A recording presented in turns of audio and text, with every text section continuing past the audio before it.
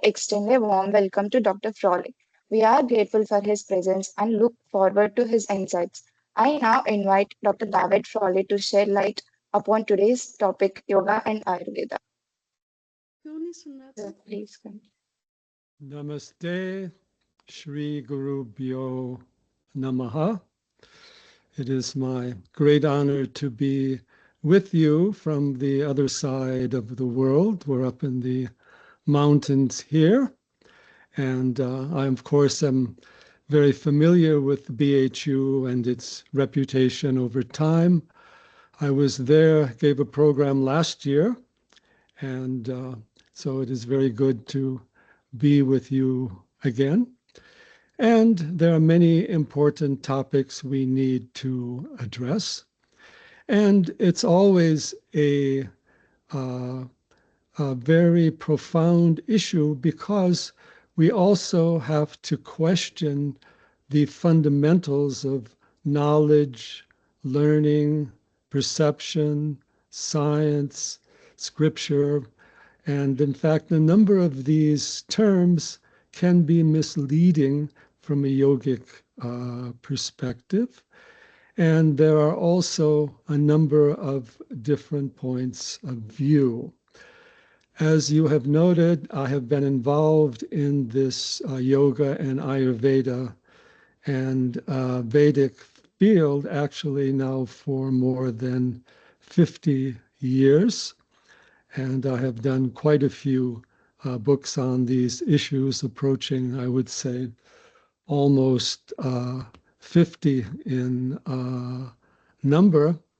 In fact, we just had a new book that came out yesterday, which is called Yoga and Ayurveda for Well-Being in the AI and Digital Era.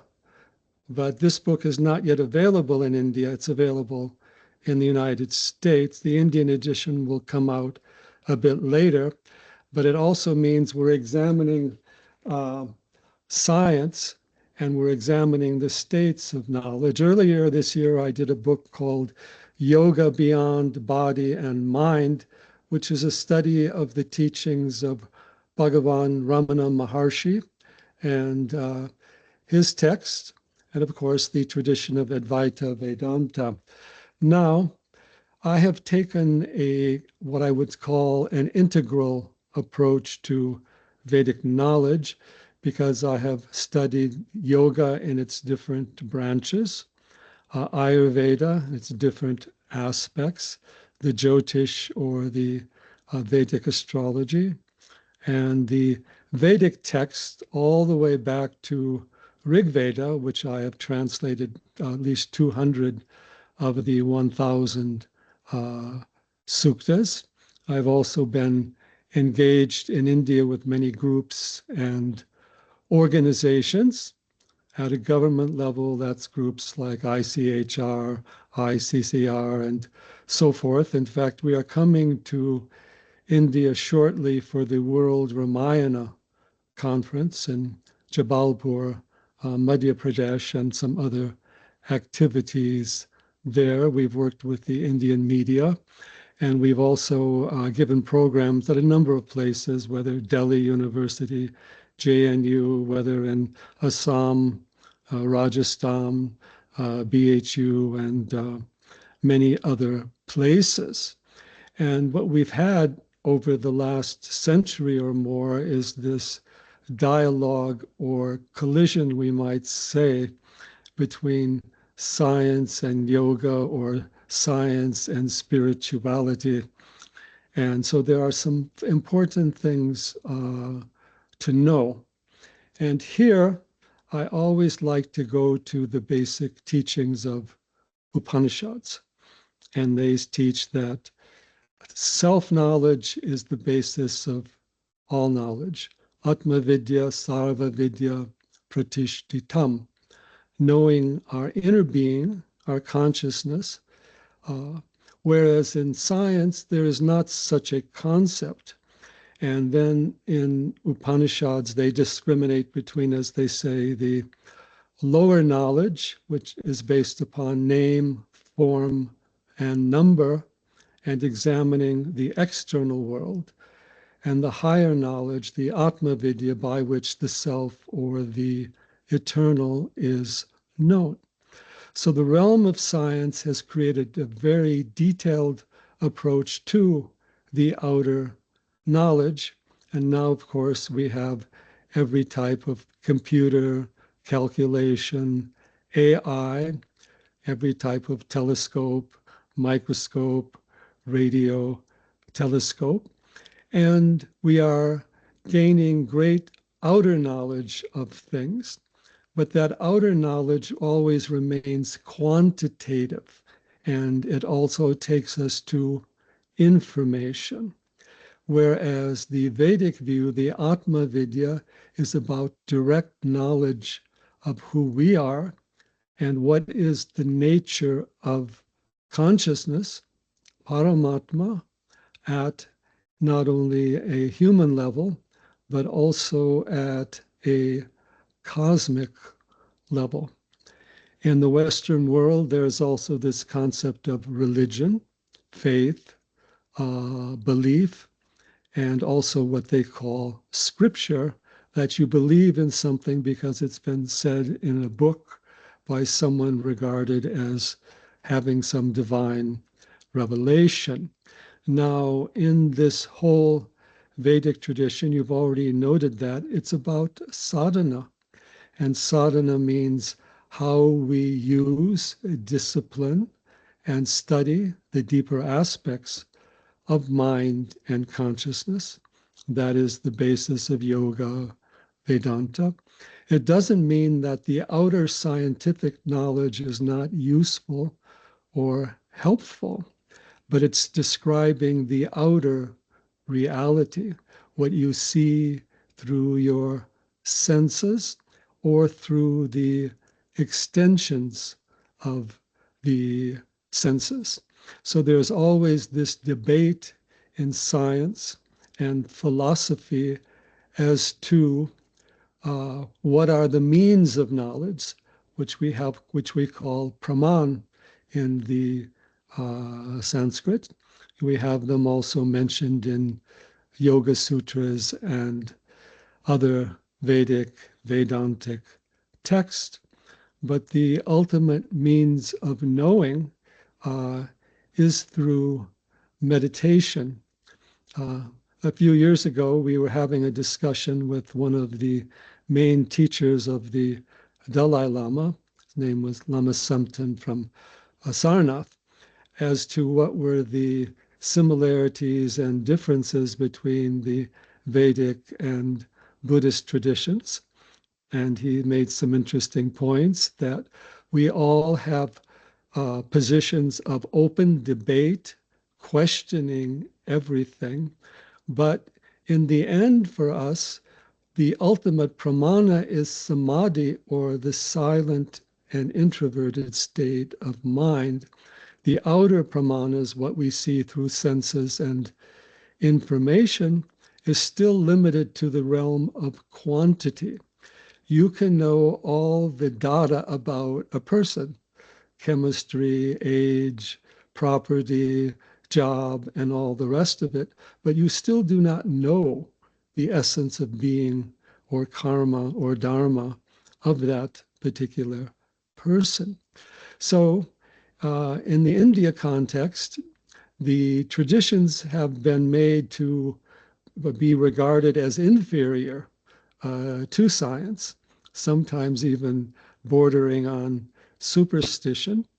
But now that science is moving forward beyond simply the outer, they want to find it, is there a consciousness behind the universe?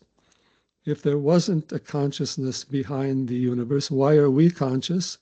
And why do we even have a mind? And then today we have this great change in AI, artificial intelligence, as they say. And that is also very oriented towards the outer knowledge. It allows us to gather all kinds of information from throughout the internet and various sources very quickly, and a great deal of calculations, algorithms, and data is processed in that. But if we look at the universe in which we live, it's not just a matter of information and data. There are living beings. There is consciousness in nature. There are interconnected ecosystems at various levels, various types of life, and even other types of existence. For example, we have the whole geological realm with all the mountains. We have the whole atmospheric realm with all the weather, the changes, the seasons.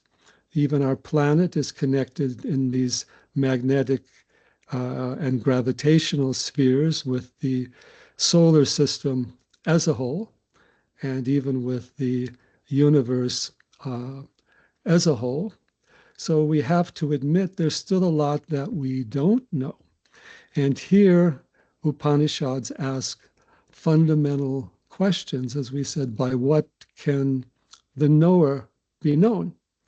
The knower cannot be known by what is known on the outside. If you want to know yourself, you can look in a mirror and see a picture of your face. You can get medical testing of chemistry and other things, but you really don't know the essence of your being. We have waking, dream, and deep sleep. We have birth and death, various levels of communication.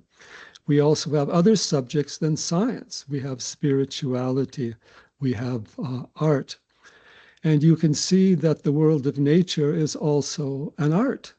And nature is not entirely quantitative. You cannot find a tree with all leaves or flowers being measurable or the same. There are many time cycles in nature, from days, months, years to planetary cycles, galactic cycles. We're still debating the antiquity or how old the universe is. And is there one, or do the universes go through cycles, just as we have cycles in nature or cycles of birth and death? So the Vedic knowledge provides us other pramanas, other means of knowledge, and a more direct form of knowing. You can know yourself directly. You cannot know another person as directly. You can know something about them.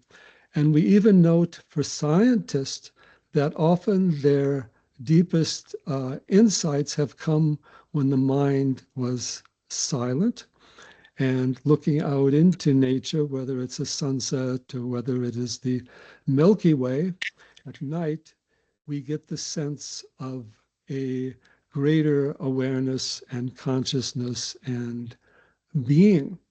And in that regard, the yogic and the Vedic knowledge has a different orientation. Yoga is about knowing the Purusha, the Atma, Yoga, Chitta, Vritti, Nirodha. And what is the Purusha is the drashta, or the seer, but not the seer simply through the eyes or through equipment. That sees something on the outside, which of course has tremendous practical value. But what is the nature of that consciousness? And what is the relationship between consciousness and mind, or as in yoga, Purusha and Chitta, or sometimes they use the term Atma and Manas. And in that regard, the mind has various capacities: sensory perception, uh, reason, data, communication, language, tremendous literature over time, experimentation. All these things have been gathered, but it is still an outer instrument, and it's defined by language and also by numbers and science, which also continue to change and develop. can be extended by instruments.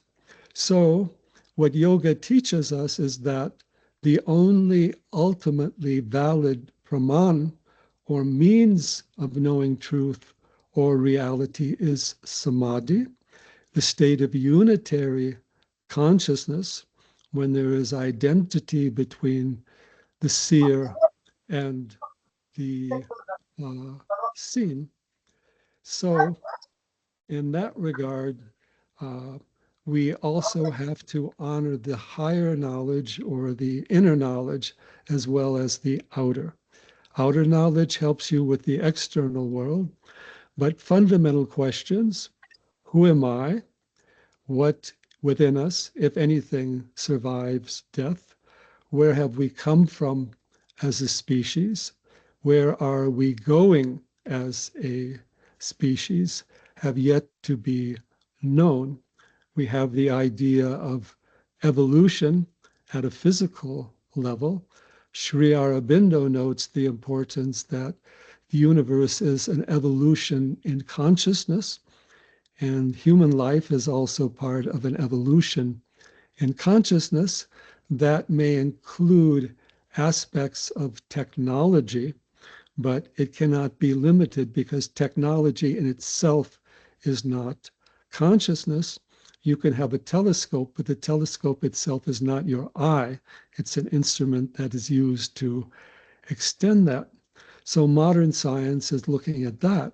At the same time, science tends to look at the mind in terms of medicine, also in terms of external factors like chemistry or memories from the past, and our external education, name, form, number. I'm not saying it's not of tremendous value, but it has a certain limit as to where it can go.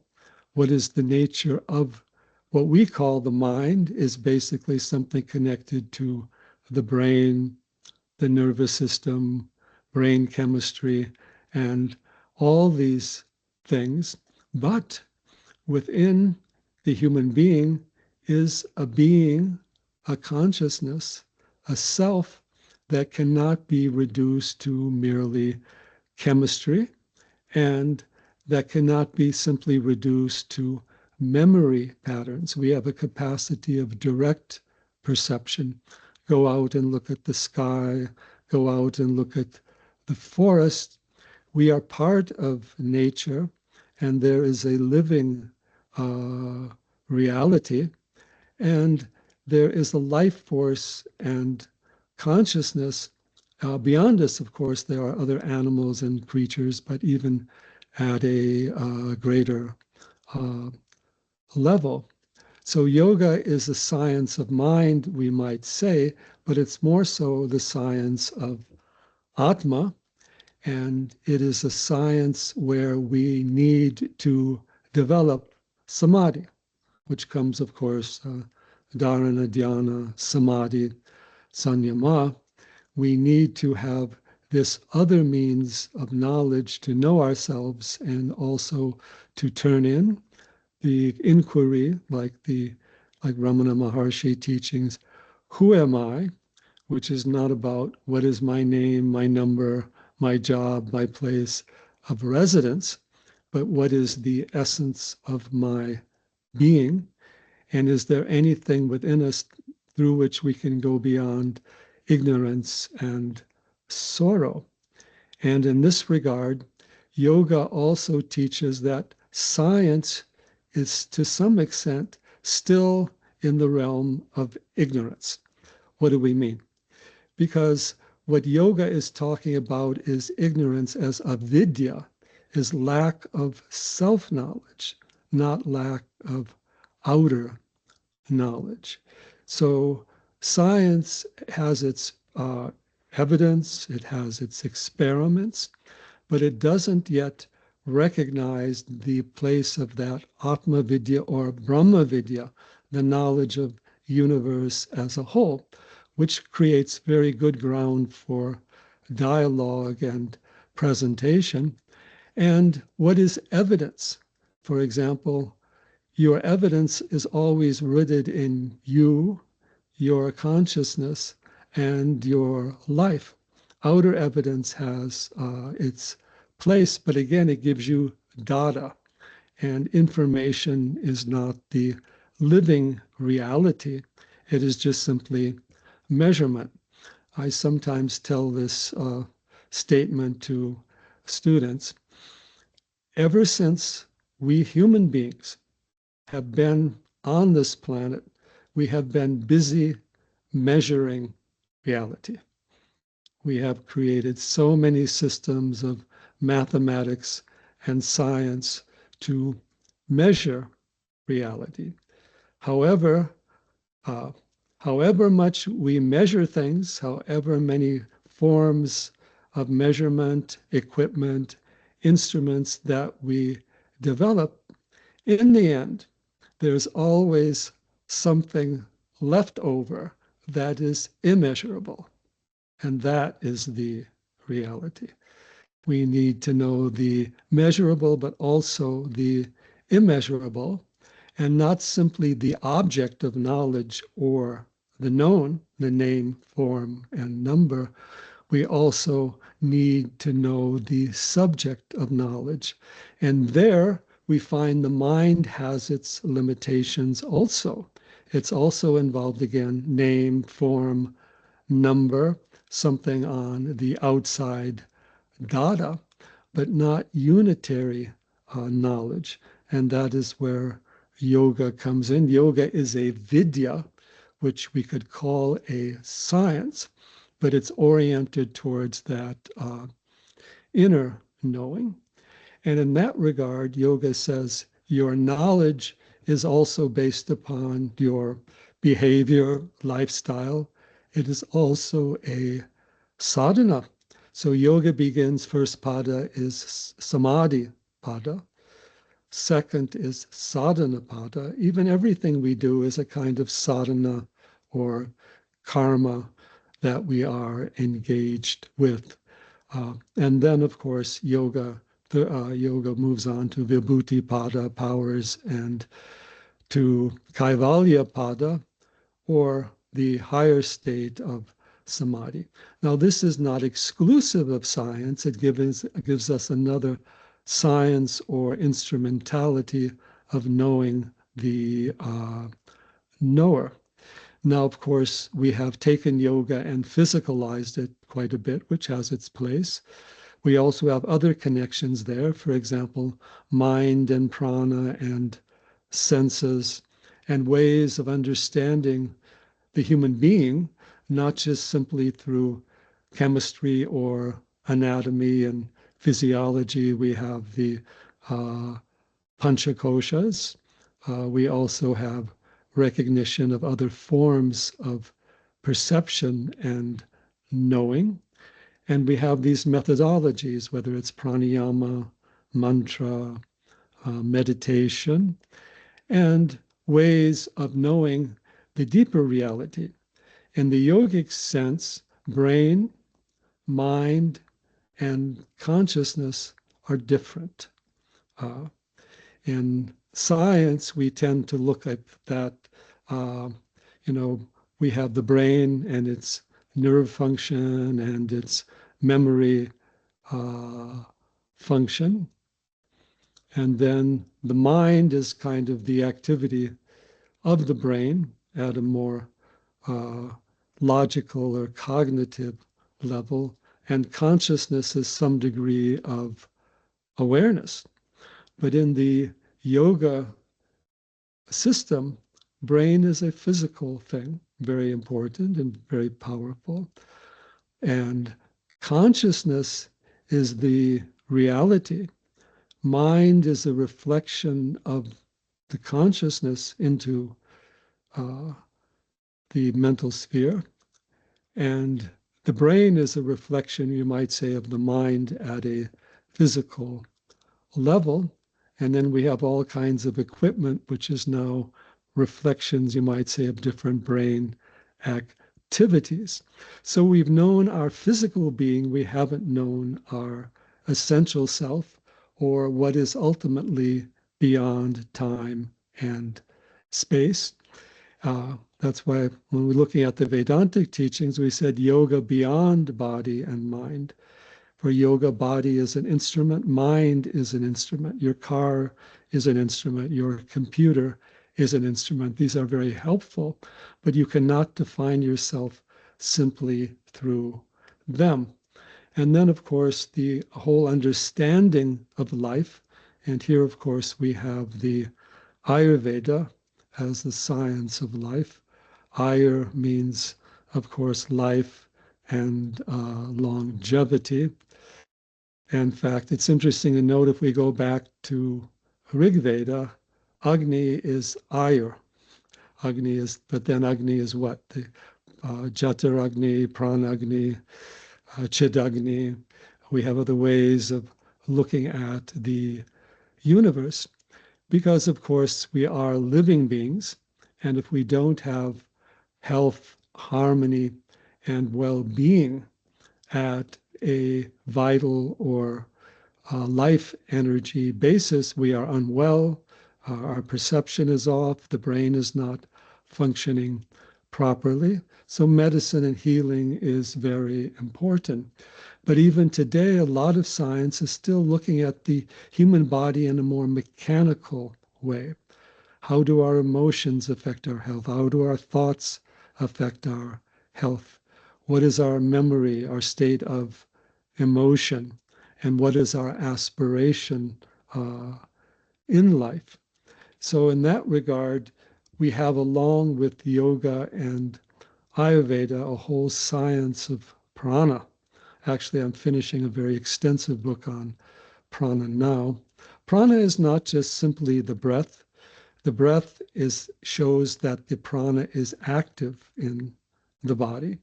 In fact, yoga teaches us that prana never dies.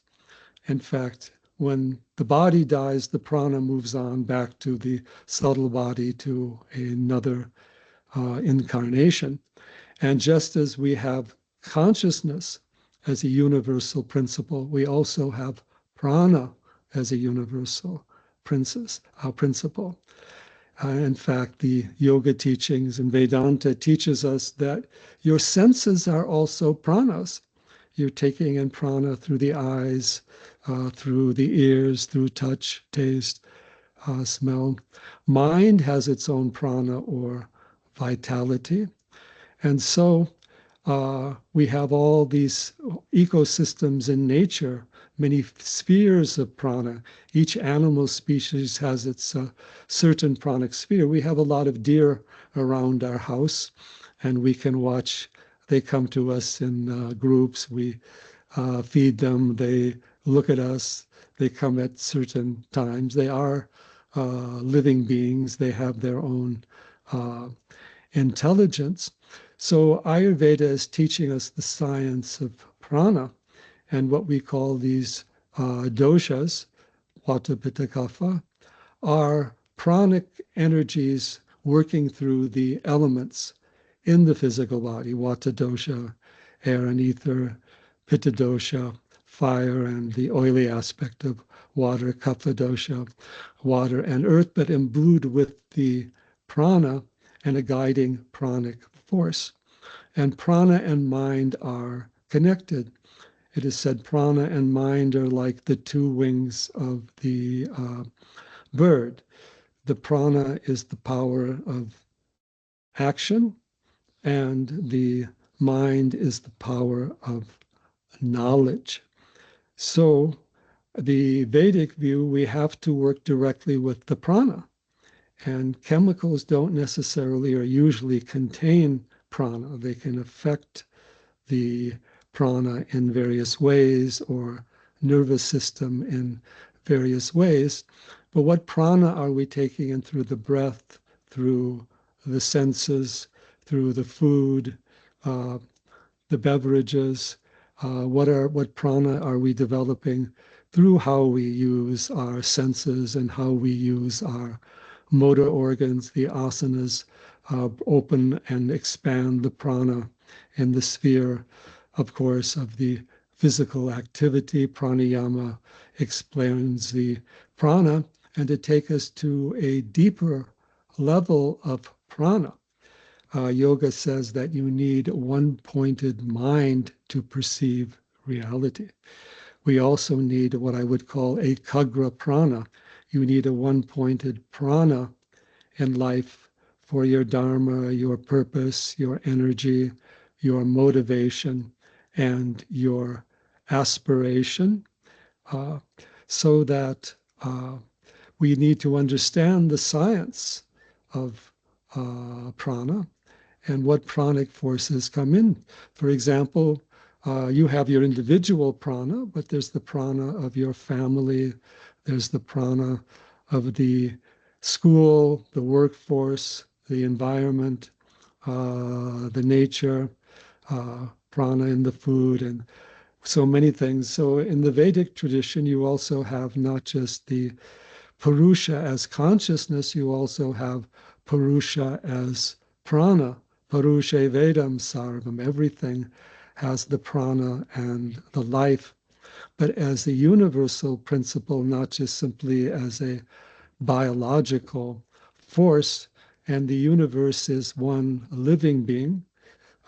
Purusha is the universe. There is one self, one being, one person. In all. So Ayurveda brings that in, and it brings, you might say, the living aspect, the prana, back into uh, medicine and also into association. That is very important, the satsang. And also, learning is always based upon the teacher, the guru, the mentor. And yet, it is always searching for something more. And we have to understand the forces in our lives. Um, Sometimes, we live in this media-oriented world where we're being constantly stimulated, sensorily based from the outside, particularly at an audio and visual level. I sometimes tell students that we let people into our minds that we would never let into our homes. Uh, we are not aware of what we're actually bringing in. So that is where we have all these tools of mantra, yantra, devata, and we have all the other aspects of yoga, jnana, bhakti, karma, raja, hatha. And Ayurveda gives us a behavioral medicine and a lifestyle based upon understanding our individual nature and both physical and psychological, and the forces around us, age, seasonal, natural ecosystem. We live in these urban ecosystems where the air isn't particularly good, or where there's a lot of outer noise, or we don't have a lot of prana around us. So yoga and Ayurveda have tremendous benefits that can add this living dimension of consciousness and prana and seeking the self and the infinite and the eternal Brahman rather than just simply the outer forms. But actually, go out in nature and you'll see that there is a sattvic quality in nature. Your mind will expand. Of course, we have the whole science of the gunas, the yamas, the yajna yamas are all about sattva guna. Ayurvedic psychology is cultivating sattva guna and removing or reducing rajas and tamas as the doshas at the level of the mind. We've discussed that in some detail in our book, Ayurveda and the mind. And so there is much for us to do and to learn. And we have now this dialogue between science and the Vedic sciences.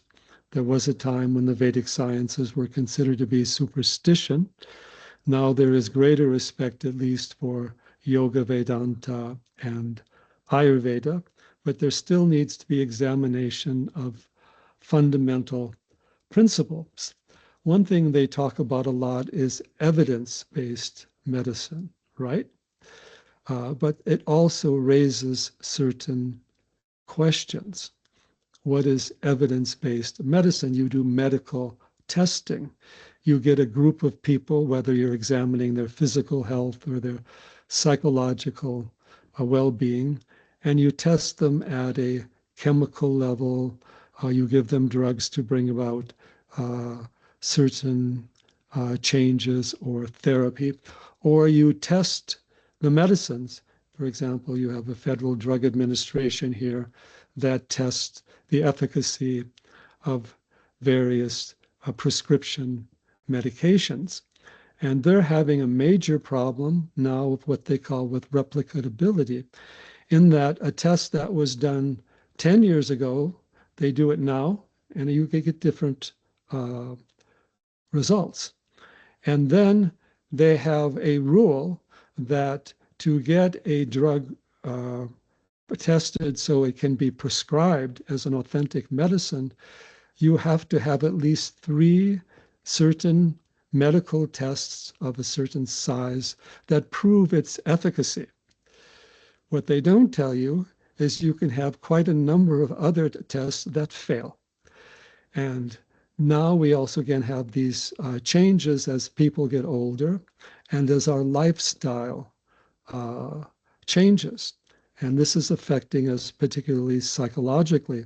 In the West now we have a lot of almost epidemics of depression and anxiety also being affecting not only the old but also the young.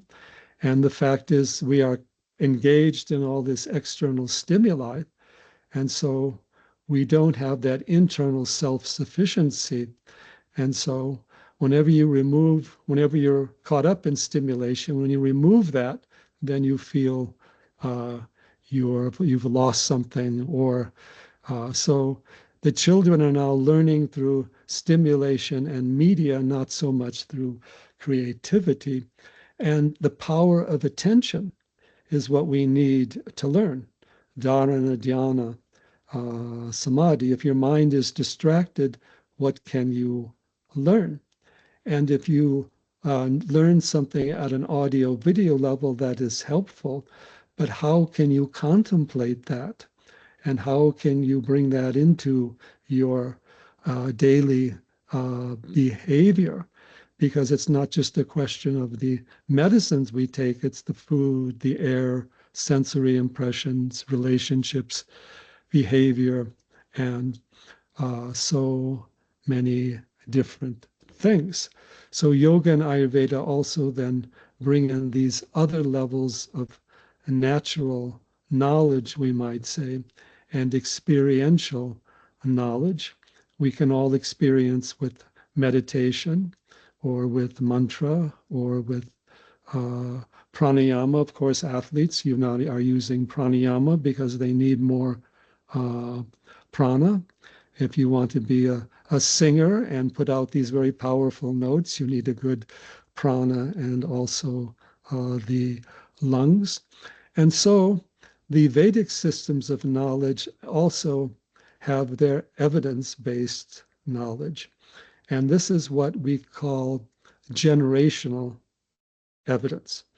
You have certain practices that have been used not only for generations or decades, but for centuries in various environments and lifestyles. So they have proven a certain efficacy in bringing physical and psychological well-being to people. And of course, we now know that so many diseases, for example, heart diseases or diabetes, etc., are lifestyle, behavioral based, which can include diet, exercise, rest, work. And we have a lot of stress coming from the outside. So these sciences, these Vedic sciences, do help. We need a level of integration, but we also have to recognize the living human being. And it's also very important that we still preserve the doctor or the Vaidya. Doctors are also disappearing. Instead of going to the doctor, you go in for medical testing, and then the test prescribes what it is that you are meant to take to be uh, healthy. And then, of course, community, exercise, all these things, and understanding ourselves, because we're the one who is seeing how we're living and what we're doing, what agrees with us and what does not. So there's tremendous things that can be gained there. All these vidyas are sciences. There's a mantra vidya, a prana vidya, panchakosha vidya, the dosha vidya, the vidya of all the herbs. There's a place for uh, chemistry. There are different types of exercise and so forth. So we need a living engagement and a conscious engagement in what we do, and understanding uh, what are the right and appropriate approaches. And as you become teachers and therapists, you also have to establish these levels of communication. It's not just getting something printed off the internet, which has certainly its place, but it is also a matter of communication, and also is a matter of bringing other things back. For example, art. Art is also something very healing, or creating sacred spaces like vastus and temples. You create a sattvic space that you can go into, have a puja room uh, in your house.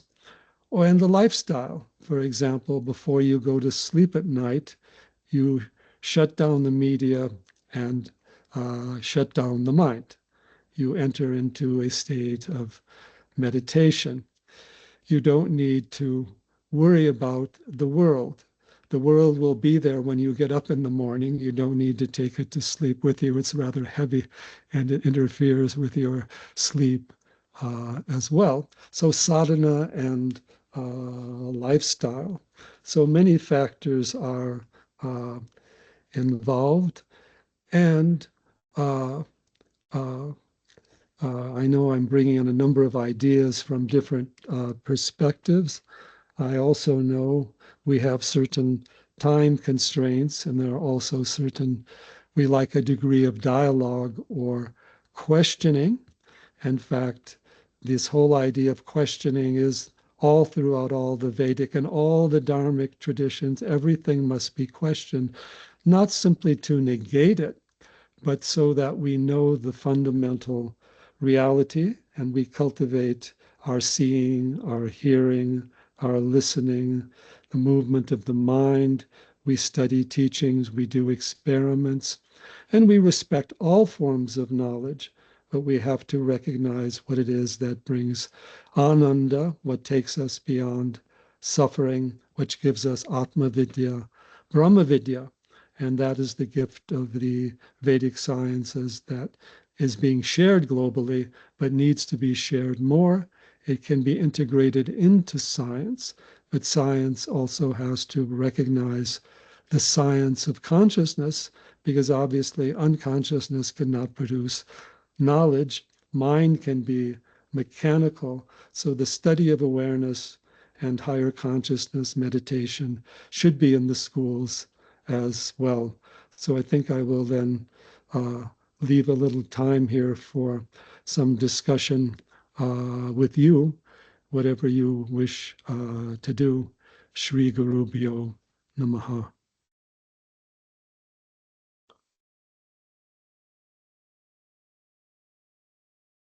Thank you, sir, for guiding us through this enlightening exploration of yoga and Ayurveda.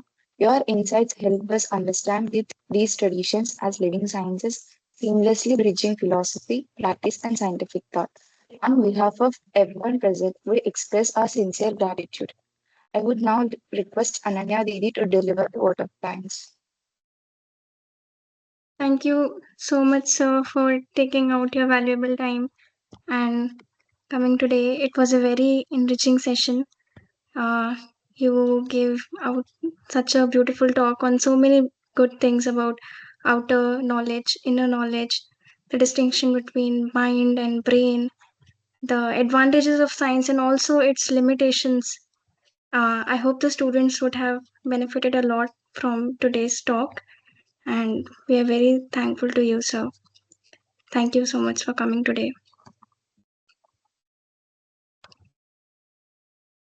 Thank you, Didi, for your inspiring words. Sir has covered a variety of topics over here. I'm sure everyone might be having a lot of questions to be asked. So we now open the floor for questions.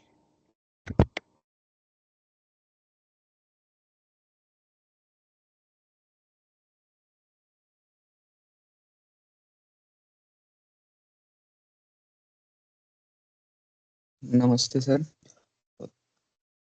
Sir, you have studied the Veda deeply and conducted extensive research in this field.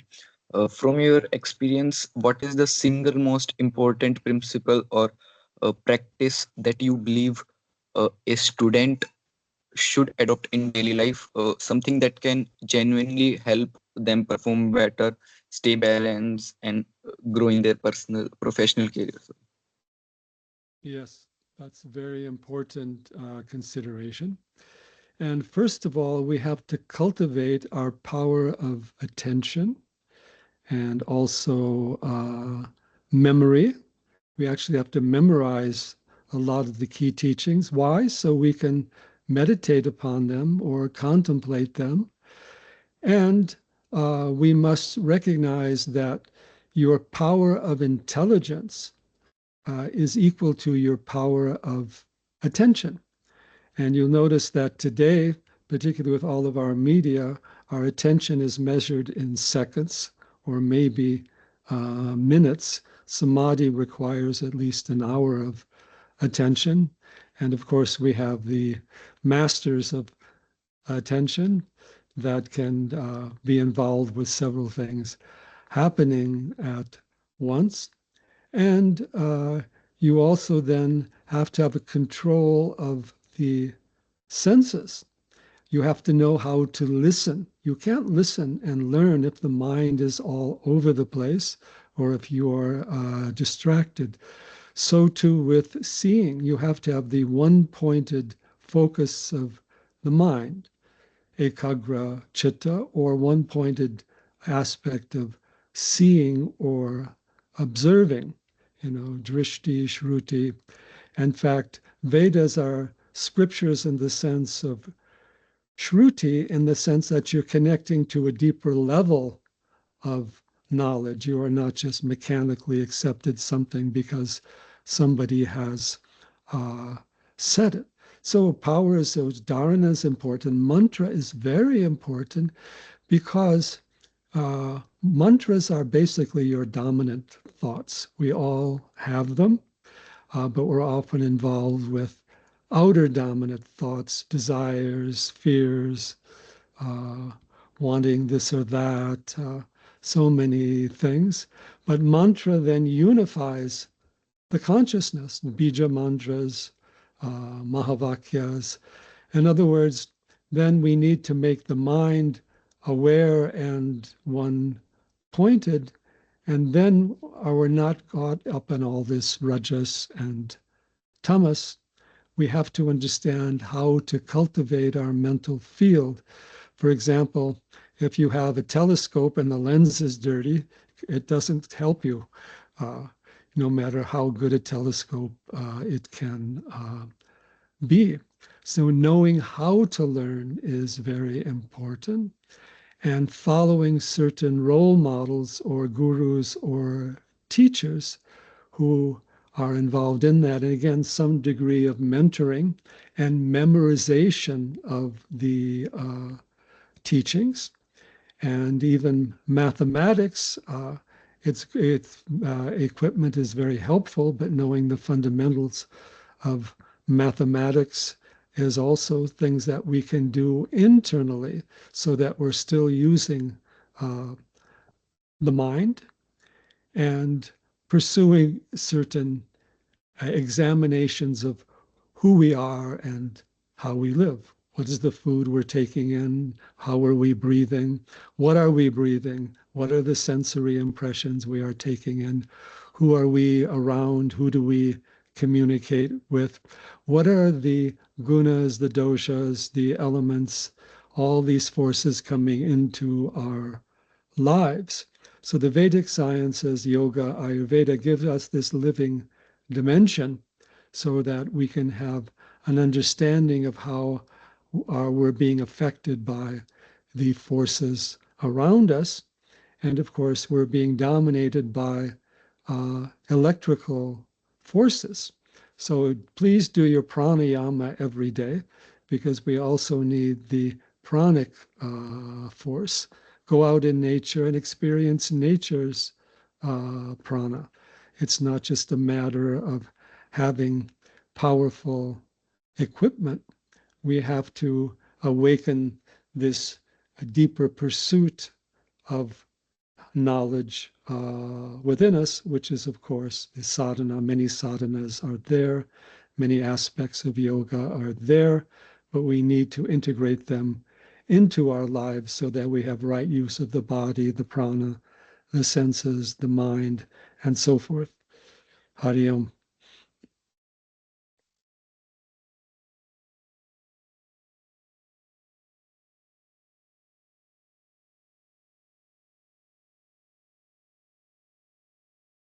Any other question? Thank you, sir. Sir, I had a question. It like recently I had read an article which stated that a certain doctor treated cardiac diseases by Raj Yoga. He prescribed Raj Yoga to them, and then the blockage reduced by 20% within 2-3 months. So, does that come under Ayurveda or yoga, or can you exactly explain what Raj Yoga is? Yes, this is very important to understand what is Raja Yoga. Raja Yoga is working directly on the mind, the consciousness, and also the behavior, and learning how to change our attitudes, perceptions, and beliefs.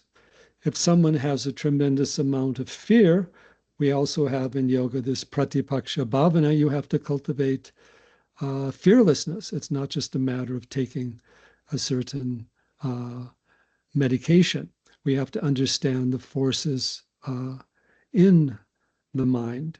And also, how do you use your senses? What are you looking at? What prana are you taking in through the senses?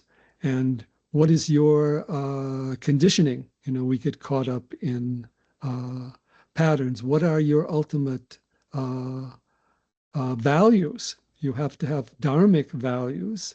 If we're just caught up in the ego and personal power and property and dominating others, then that creates certain imbalances. What is mental harmony? So in the Raja Yoga, we change how we look at things. We remember the seer, not just the seen. We observe over time. Viveka, Vairagya, you need discernment. But Vairagya isn't just detachment and is not caring. It's witnessing observation. So you're looking at things directly rather than superimposing a certain structure of ideas or beliefs. What are your main beliefs? What are your main dharmas? What are your sankalpas? What sankalpas are we creating in life? We're usually not taking those to a deeper level. What are your dominant thoughts and uh, mantras? And have a certain vision of your life, and what is the nature of the society, and how you bring consciousness into what you do. If we do whatever we do with attention, we will do better. There's often this debate over ritual, and we are told that ritual is something superstitious, it's something imaginary. No, ritual is action done with awareness and honoring of the sacred.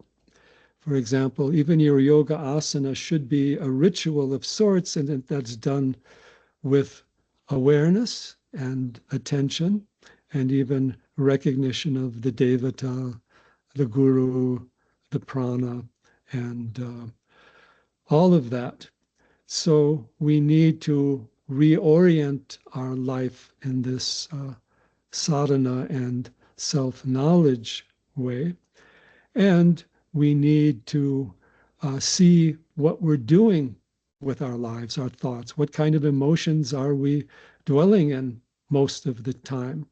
Uh, what kind of thoughts? What kind of ideas? What kinds of perceptions? And certainly it's good to learn a variety, but it's not just a question of knowing more things. It's a question, again, of having the appropriate means of knowledge. Silent, attentive, one-pointed mind can know more and better than a distracted or disturbed mind. Hari Om. Thank you, sir. There is another question. What is ultimate truth and can we get it from our existing five sense organs? Could you repeat that? What is ultimate truth and can we get it from our existing five sense organs? Well, I still don't quite understand the question. So the question is, what is the ultimate truth and can we get it Yes, using our existing sense yes. organs? What is the ultimate truth, and can we get it using our existing five senses? Well, first we have to know what a particular machine or organ can do. The five senses have their particular adhikaras, they have their particular capacities. Uh, for example, you can't, with your eyes, see something that's 100 miles away or that's behind you.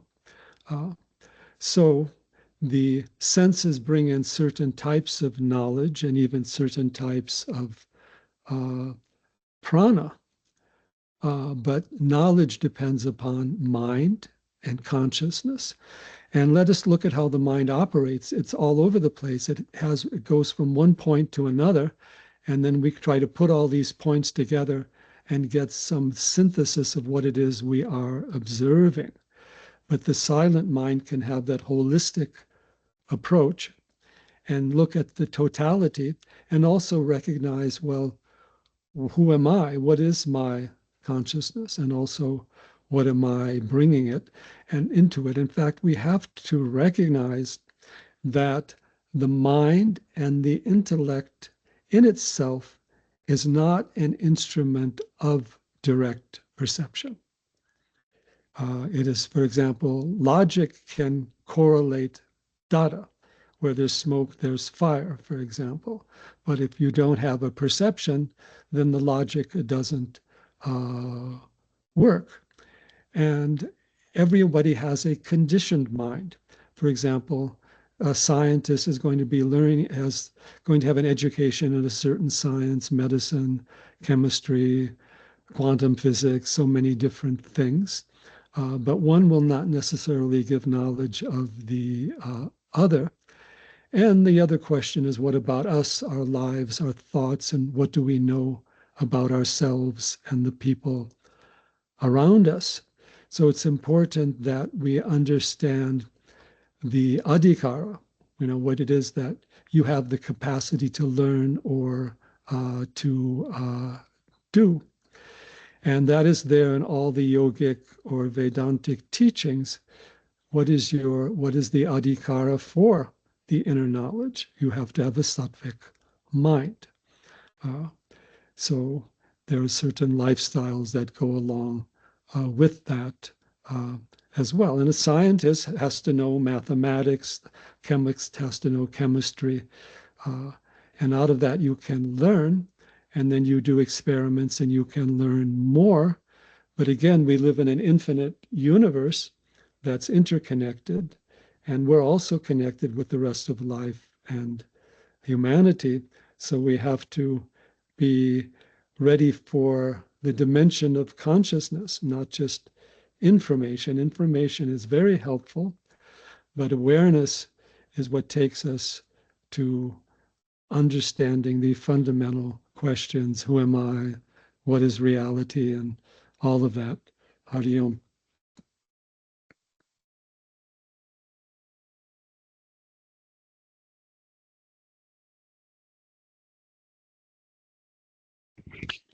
Any more questions?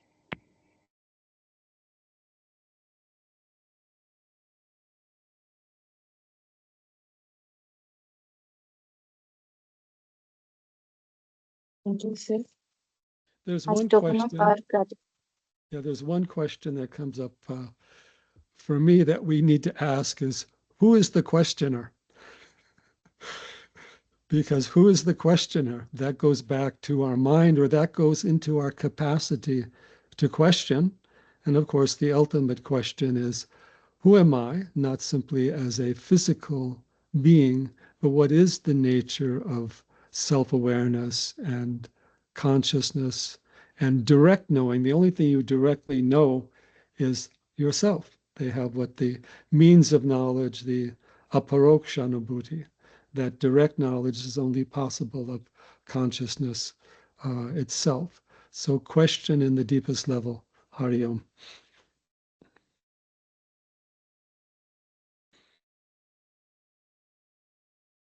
Thank you, sir.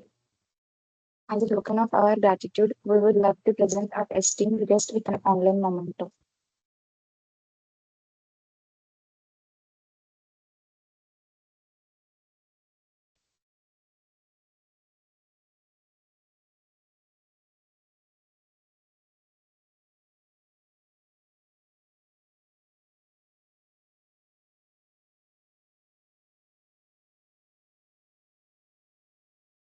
Yes, I certainly consent to being included.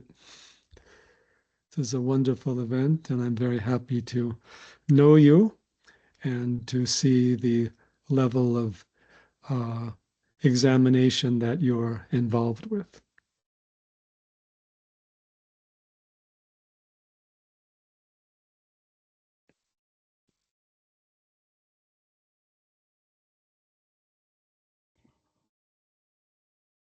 Thank you, sir, once again for sharing such invaluable insights that have left a lasting impression on all of us. We will certainly strive to incorporate these learnings into our daily lives for positive and meaningful change. I would also like to express my sincere gratitude to our respected Associate Deans of Affairs, sir, our faculty members, and our enthusiastic audience for their valuable time and presence in making this session a huge success. As we conclude the first session of this knowledge series, we look forward to welcoming you all again for the upcoming sessions. This session has been organized by Anandam, the spiritual domain of the Wellness Council, Student Counselling Services. Anandam is a spiritual community which promotes spirituality as a foundation for physical, mental, and social well being. Under the Wellness Council, whose other initiatives include Heritage Walk, 21 Days Habit Challenge, Life's Tiny Wins, Heart Out, Reader Circle, and many more, which work towards the overall well being of students. We invite you to stay connected with us by joining our WhatsApp community and following us on Instagram for updates on future sessions and initiatives. The links have been shared in the chat. Thank you all for joining. You may all leave the session now. Thank you, sir. Namaste, Shri Gurubhyo Namaha. Shri Guru Namaha, sir. Thank you, Guru Brahma.